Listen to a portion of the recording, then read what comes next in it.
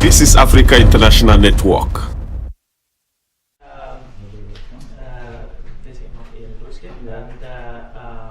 Professor Roger, Excellencies, and all distinguished guests and attendees. As Mr. Rådström pointed out, I am Joakim Rådström. I'm the media manager with the Royal Swedish Academy of Engineering Sciences. The background to me standing here and an attempt to an answer on the question of my presentation would be that IVA, as it's abbreviated in Swedish, 2 years or 1.5 used to run a highly appreciated seminar series on challenges and opportunities in Africa, especially within the areas of our main area, engineering sciences. So I briefly met with a few of the attendees here, for instance, Ambassador Ginga with the Rwandan embassy, and a few of the Tanzanian representatives. And I'm honored to be here, and it's with a big portion of humbleness that I give this presentation, because the real experts on African development are, of course, the representatives from the continent itself. But with that said, I would concur with the statement earlier that you are facing a very bright development future indeed, according to a lot of numbers. If we go to one of the main measuring, what should I say, scales, the Millennium Development Goals, we see, for instance, that Sub-Saharan Africa, along with, of course, other regions, have drastically decreased the amount of people living on less than $1.25 a day, but is still considerably higher than other regions. So a lot of things need to be done there. When it comes to education, I hope the picture is clear enough for you to see. It might be that we small letters here. Sub-Saharan Africa also there is making huge progress when it comes to achieve universal primary education as measured as primary completion rate. Also in promoting gender equality and empower women, I think that the case of Rwanda is a very hopeful one. With I think you have a very large proportion of women in parliament, for instance. 64%. That's very impressive for us all, I think.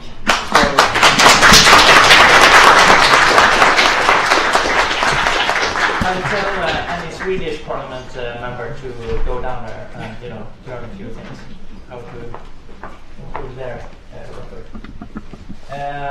Also, child mortality, under 5 mortality rate per 1,000 live births has decreased very rapidly. The best progress compared to all other regions. Still, the highest number of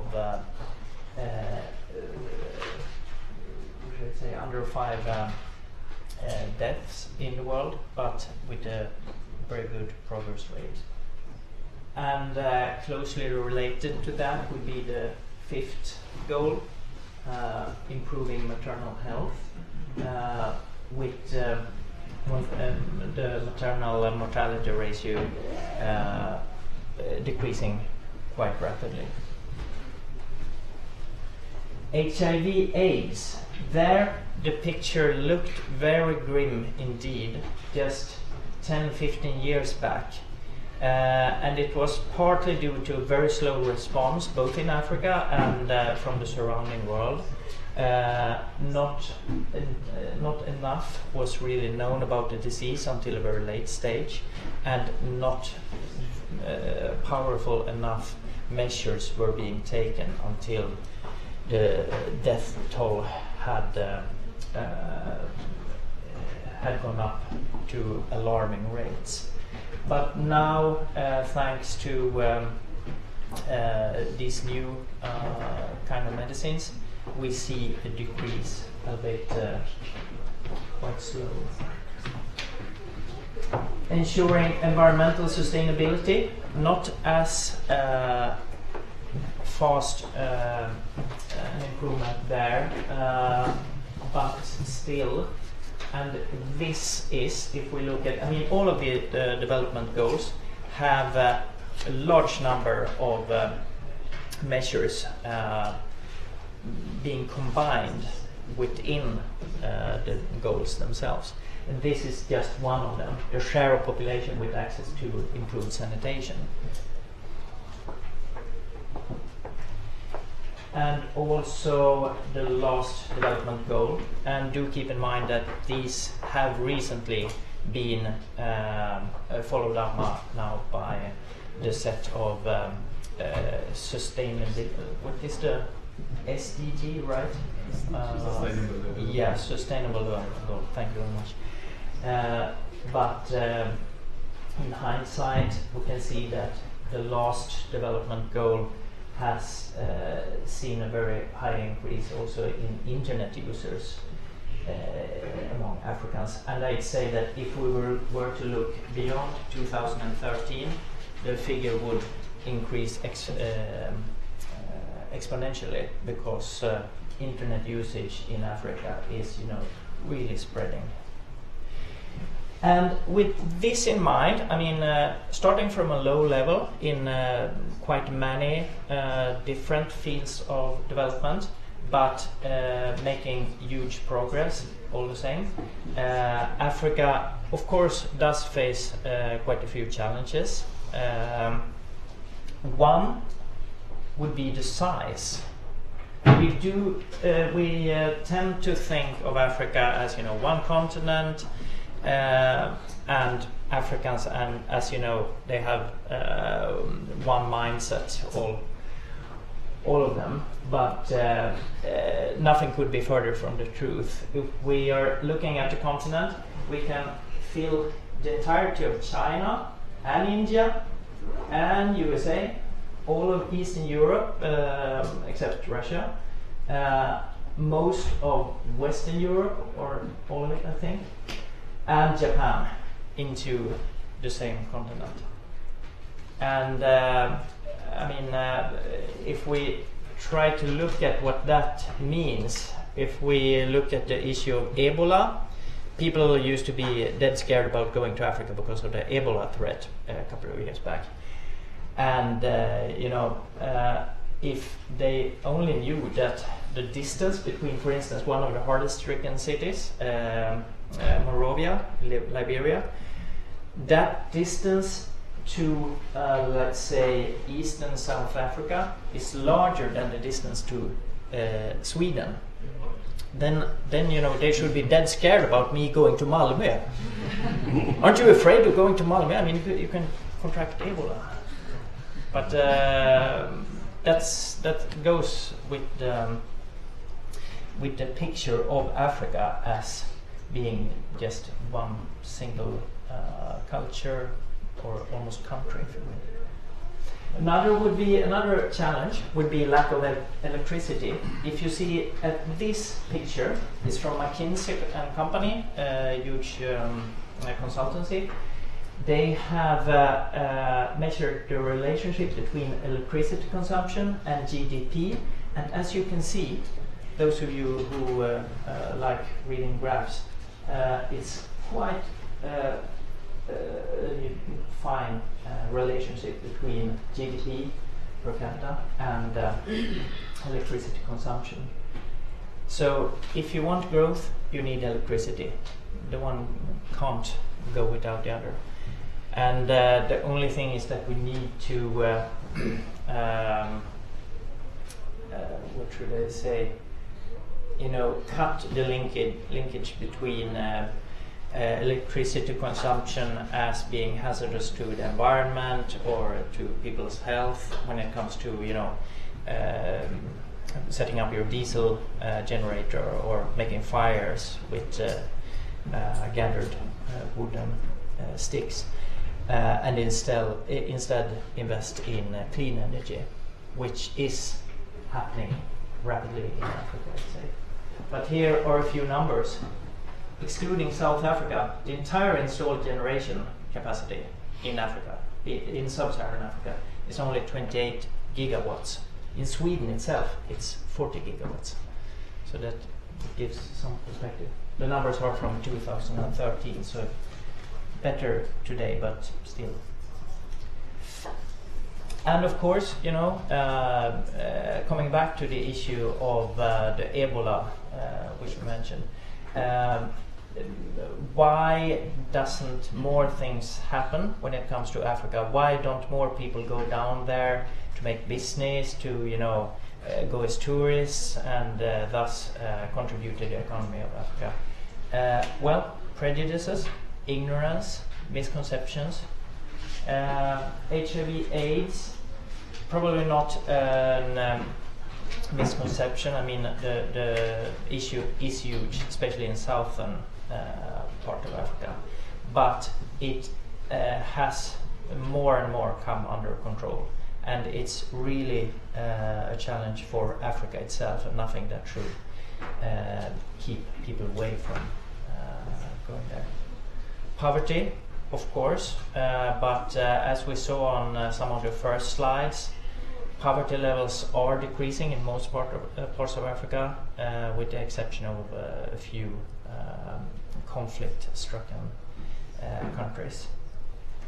Speaking of conflict, war and conflict, yeah, there has been quite a few number of wars and conflicts in Africa, but nothing compared to the history of Europe for sure, and not as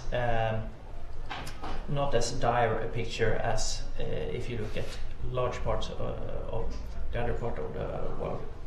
So yeah, that isn't something that should deter people from going there.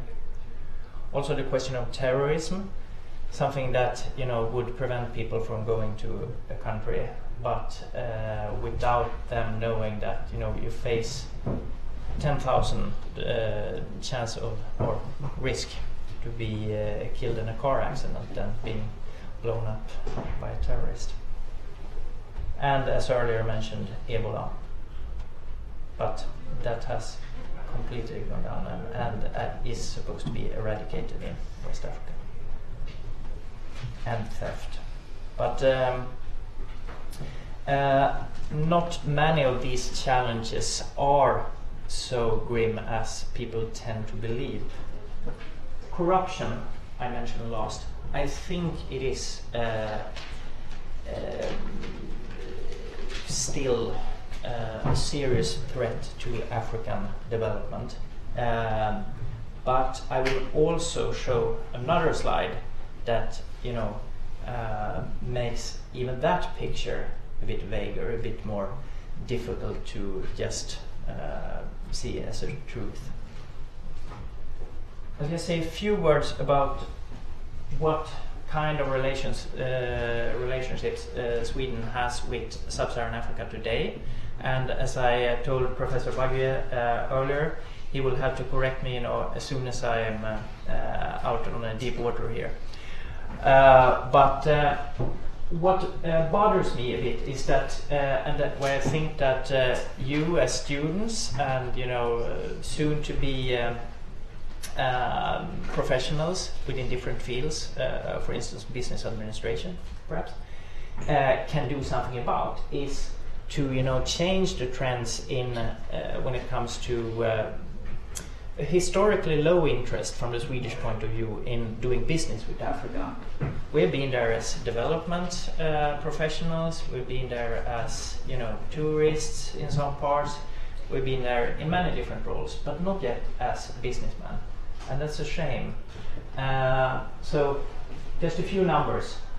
GDP per capita and GNI per capita is quite rapidly actually going up from 2010, 4,462 Swedish kronor from per capita up to, well, it has come down a bit in between 2014 and 2015, probably because of things like the oil market price and stuff like that.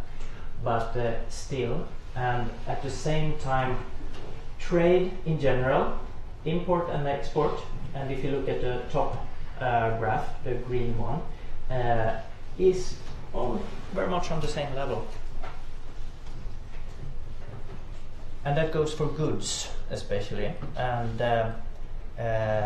so not services, because there isn't any such statistics available today. So we do have a few markets with which we trade more than with others.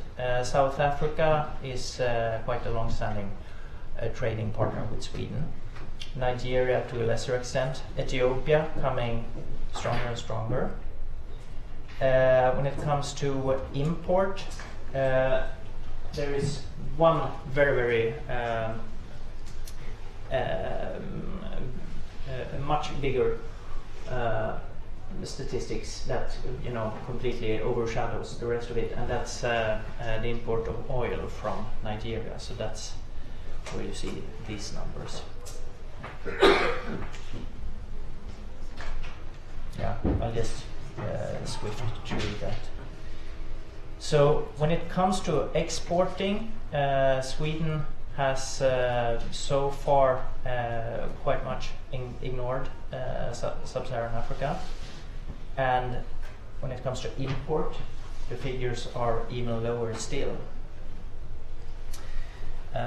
So there is quite much we can do. China manages. China is there in soon to be every medium-sized African town. Should we meet their presence with targeted efforts? I'm up for it. I think we should, to some extent, with just keeping in mind that we're quite a small country. Stronger Swedish export support. I think also there a lot can be done. We have Business Sweden, we have Swedfund, we have EKN, the Swedish Export Credit Guarantee Council, and a few other actors. But they could have more harmonized efforts. Positive information, a lot can be done. Africa is not at all about only Ebola, HIV, poverty, war, terrorism. So much more. Negative information, that's another one. If we, I think to some extent that we should definitely threaten people with, if we don't go to Africa, come on government, if we don't start doing business with Africa, somebody else will, because these guys are, they are so creative, they are so entrepreneurial in many parts of Africa. So if Sweden doesn't come in that kind of a role, to do business and strengthen those efforts, somebody else will, and we will lose out on it. But I think this is what we need most of all. A few figures on corruption. The picture when it comes to Africa looks a bit grim. Many of the countries lie in the most corrupt part of the scale according to international transparency. But that said, it isn't something that should deter Sweden from doing business with Africa, because we are doing business with Russia to a large extent. 400 Swedish companies are present there. Russia was Sweden's 13th biggest export market and 7th biggest import.